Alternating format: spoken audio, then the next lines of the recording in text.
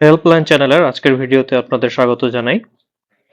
আজ আমরা আলোচনা করব কিভাবে নারায়ণগঞ্জ থেকে সহজেই ঢাকার মিরপুরে অবস্থিত জাতীয় চিড়িয়াখানায় যেতে পারবেন।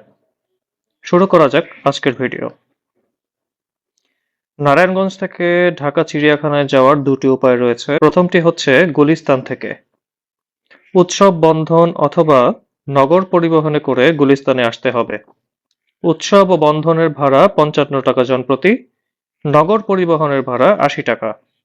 সেখান থেকে গোলাপশাহ মাজারের সামনে এসে দিশারি অথবা তানজিল পরিবহন ব্যবহার করে সরাসরি চিড়িয়াখানায় যেতে পারবেন। গুলিস্তান থেকে চিড়িয়াখানার ভাড়া ৪০ থেকে ৫০ টাকা নিতে পারে, তবে তানজিল পরিবহনের চেয়ে দিশারি পরিবহন অধিকতর দ্রুতগামী। এছাড়াও আপনি আরেকটি কাজ করতে পারেন। আপনি মতিঝিল অথবা সচিবালয় থেকে মেট্রো রেল ব্যবহার করে মিরপুর ১০ স্টেশনে নেমে সেখান থেকে চিড়িয়াখানার বাসে উঠতে পারবেন। তবে সরাসরি চিড়িয়াখানার বাস না পেলে সেখান থেকে মিরপুর ১-এর সনিয়া স্কয়ারে নামবেন। সেখান থেকে বাস অথবা রিক্সা নিয়ে চিড়িয়াখানায় যাবেন।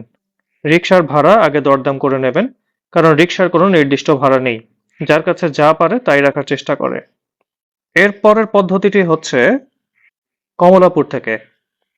নারায়ণগঞ্জ থেকে ২০ টাকা ভাড়ায় ট্রেনে করে কমলাপুর স্টেশনে নামবেন। স্টেশন থেকে বের হয়ে রাজারবাগের দিকের রাস্তায় যাবেন।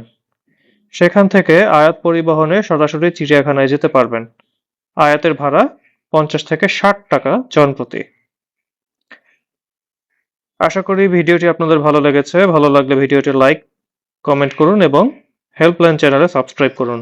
ধন্যবাদ সবাইকে।